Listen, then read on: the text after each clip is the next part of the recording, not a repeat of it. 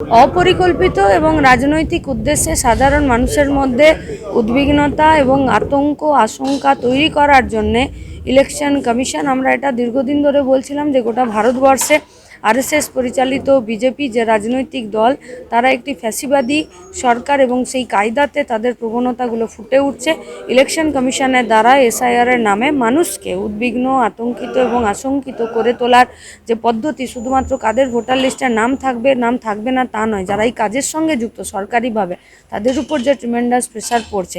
আমরা election commission এবং দেশের সরকারের কাছে আমাদের এটাই কথা যে যাদেরকে নিয়ে কাজ করছেন তাদেরকে মেরে ফেলে কাজ করবেন না। যেটা ধারাবাহিক কাজ ছিল সে কাজ আপনারা করেননি। আজকে যদি ভোটার লিস্টে ডেড ভোটারের নাম বেরোচ্ছে তো তার দায়িত্ব ইলেকশন কমিশনকে নিতে হবে। যদি ভুয়ো ভোটারের নাম বেরোচ্ছে ইলেকশন কমিশনারকে তো দায়ী নিতে হবে। আমরা তো গায়ে দেখেছি একজনের ভোটার লিস্টে নাম তোলার জন্য জুতো শুকতলা খুইয়ে যায়, তাহলে এত ভুয়ো ভোটার এলো কোত্থেকে?